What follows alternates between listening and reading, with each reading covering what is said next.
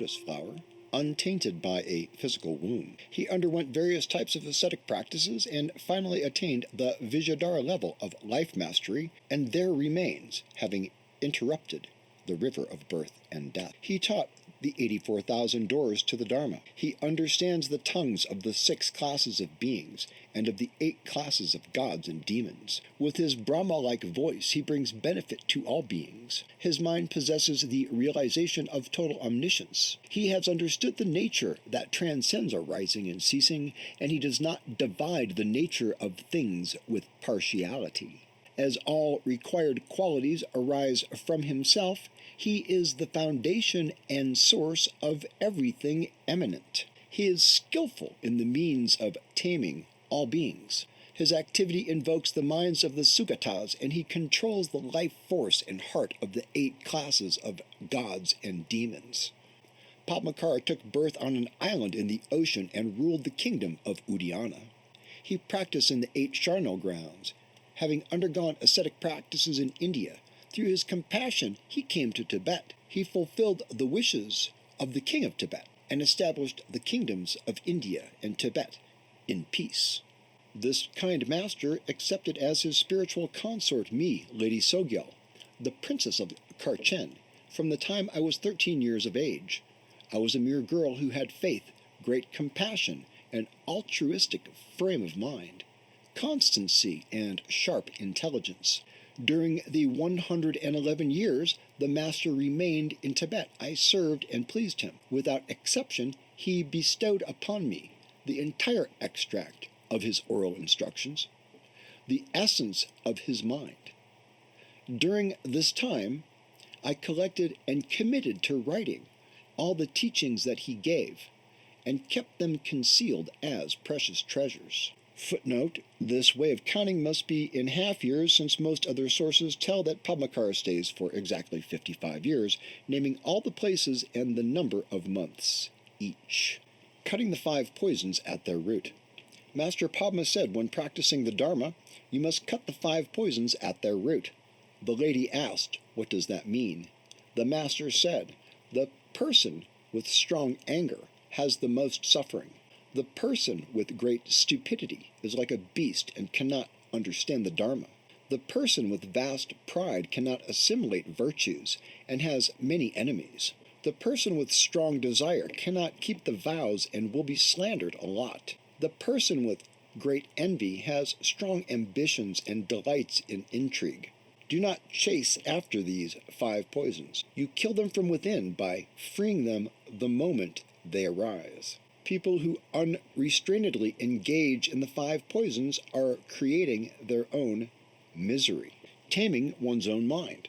Master Padma said, when practicing the Dharma, you must first tame your own mind. The lady asked, what does that mean? The master said, you must extinguish the scorching flames of anger with the water of loving kindness. You must cross the river of desire on the bridge of powerful remedy. You must light the torch of discriminating knowledge in the darkness of stupidity. You must crumble the mountain of pride to the ground with the pestle of diligence. You must overcome the storm of envy by wearing the warm garment of patience.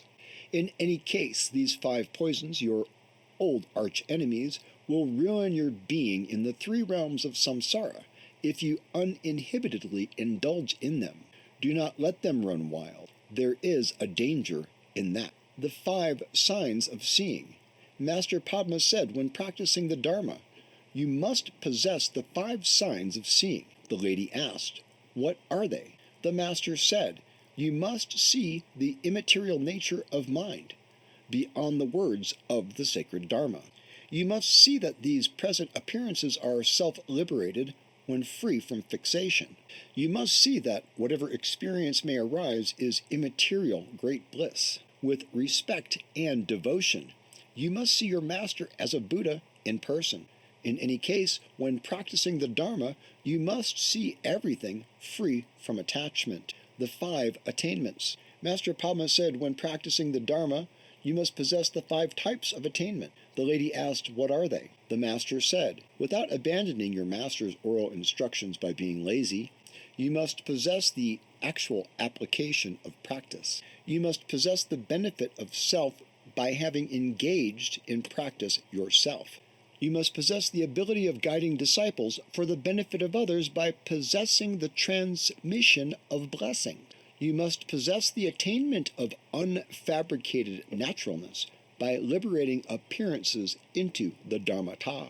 You must possess the attainment of your mind being the Buddha by recognizing your natural face. The Tibetan practitioners of the present day who do not possess even one of these will not accomplish even one of their wishes. Dakini Teachings, Padmasambhava's oral instructions to Lady Sogyal. And I just realized that I don't remember where I got this book precisely, but I see that it was signed to someone, a signature I can't really read. L.A. Fivevas, I don't know. But it says born at Dakini in November 11th, and then a line under it like fractions, and it says 70. I don't know what that means. I wonder what that means. And then it says L.A. to, well, it says 20, I'll tell you this, it says L.A. 21/2/96, which means it's European. So the signature might be Italian. I don't know. It kind of looks, who knows. But the fact that it has the month and then the day means it's a European style of presenting the date. This is Darren Littlejohn. Welcome to the 12-Step Buddhist Podcast, episode 87. Dharma Recovery in Practice. Components of a Practice Session, Part 1. We can apply our development of refuge and bodhicitta on the path of recovery. We use rituals that include motions, breathwork, sounds, and visualizations. We can offer flowers and scents and all of our attachments to the Refuge Field. From this field, we practice with body, speech, and mind to apply the rest of our practice session. All sessions include components, and thanks for joining us. Me, you, and everybody listening to the show. We got world listeners all over the place. Looking good. Thank you so much. Appreciate you. Pass the word. Buy the books. Support the show over at podcast.compassionaterecovery.us. Building up the site. A lot of resources up there. And just spoke with Venerable Rabina. I'm back and forth here, scheduling a time for May when we'll discuss refuge in more depth from the perspective of the Gelugpa lineage in the Tibetan tradition. And Rabina is my refuge lama, so that should be super fun. And I'm asking her to talk about refuge in recovery, specifically because she's been part of this with me since she helped me with my first book back in 2008.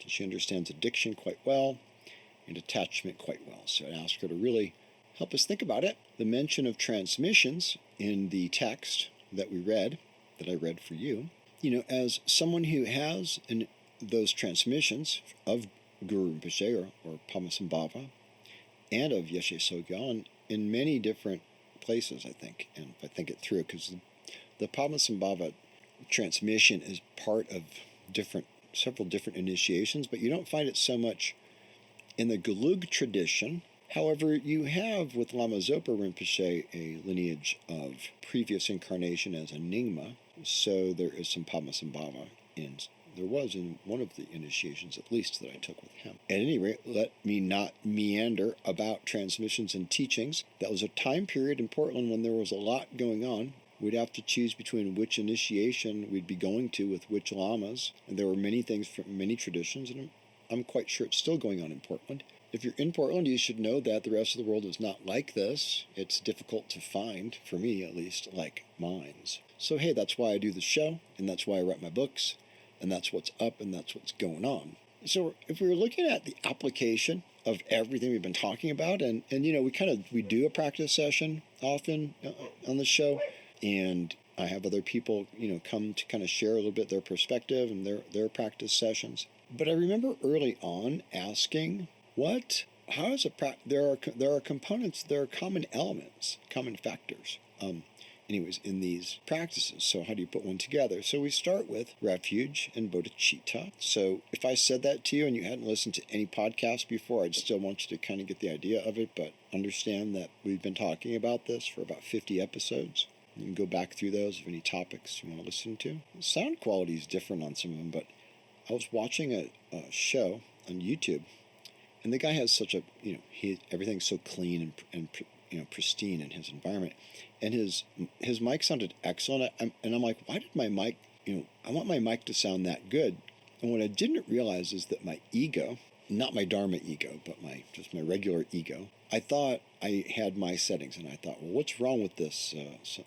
But really, so what I did is I just went back to the default settings and reconfigured it from scratch as if I was simply following their instructions, and then kind of putting confidence in the faith of the preset there, and then reducing the gain a little. So it seems to me that it's a pretty dope-ass broadcaster voice. Hit me up if you agree, or if it sucks, but let me tell you, I'm happier right now. So the first thing we do is visualize the refuge field. If you want a great example of visualizing the refuge field, look at Bob Thurman's podcasts and so forth. He really does an amazing, fantastic job. And you can spend a long time visualizing your Buddhas, your saints, your bodhisattvas, your dakinis, your wisdom manifestations, your teachers, all the wisdom teachers, all the beings that you know, the beings that you not just the beings that you know in this incarnation, but all the beings who you've ever come in contact with in any incarnation and ever had any kind of interaction with,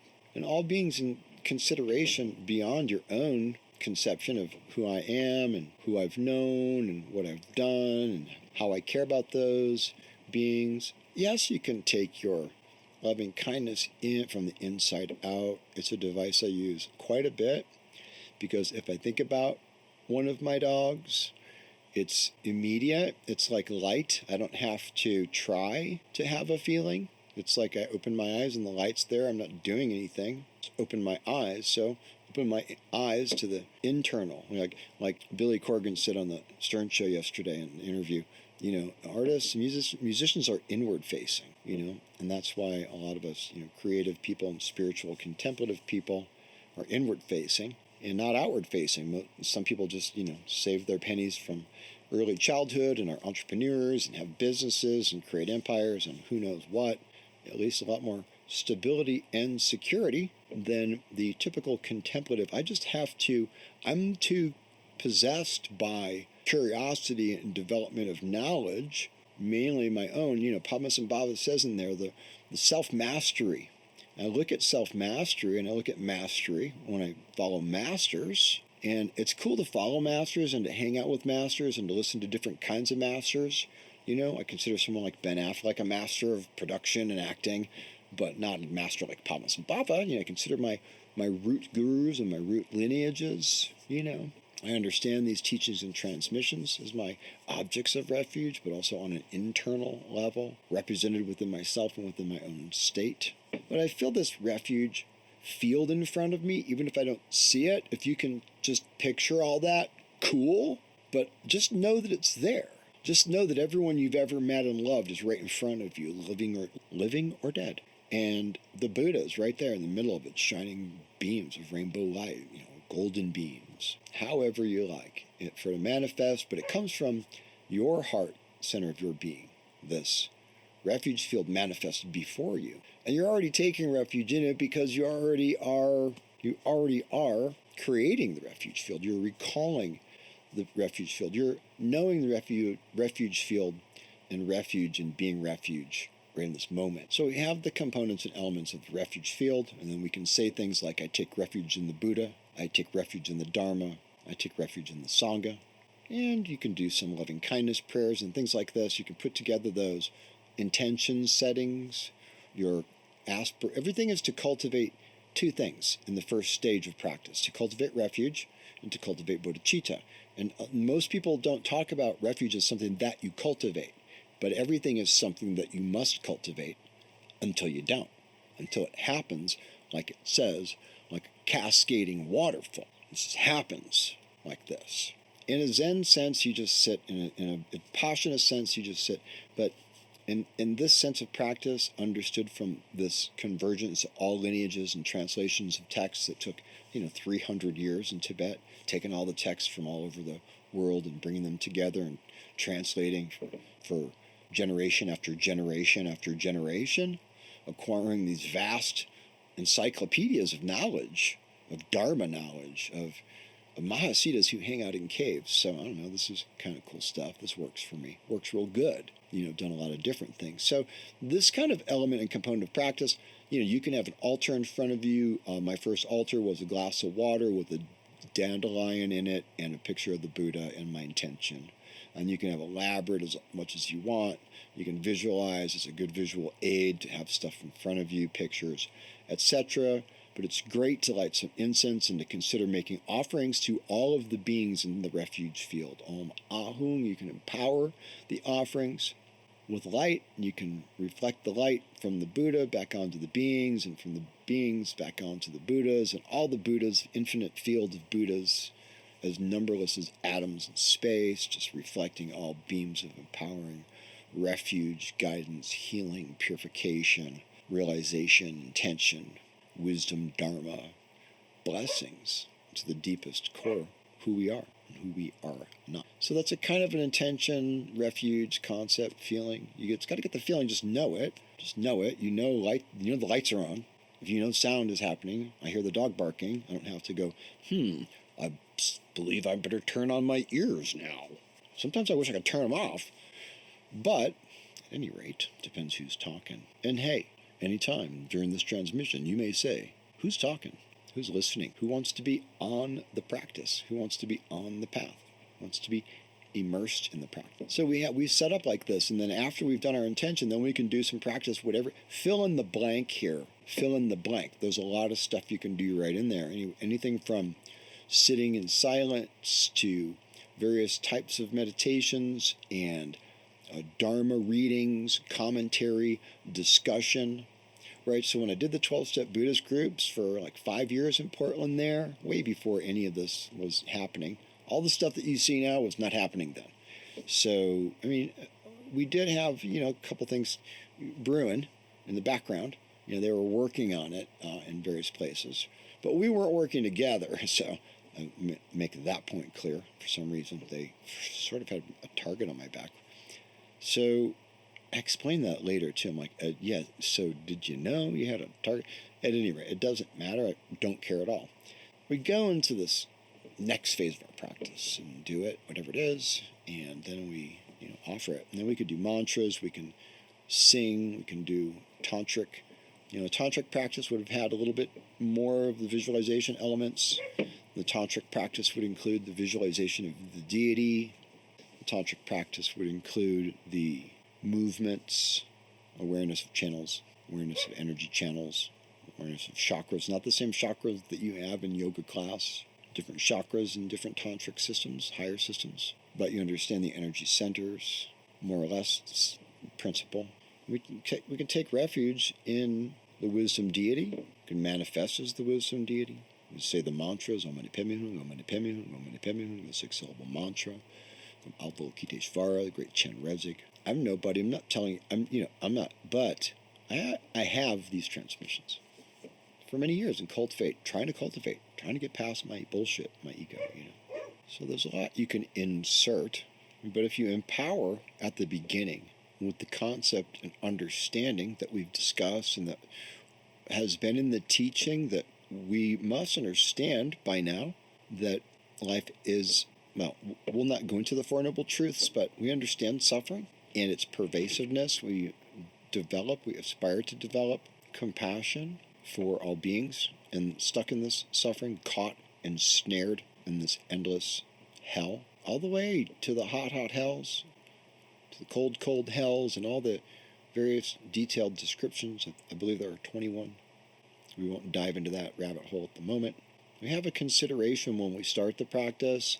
And then when we, if we have a big consideration of all beings, a true intent, really reflect on suffering and the nature of suffering and have a true intent at the beginning of practice, right? Then we create merits and then we create these seeds of wisdom.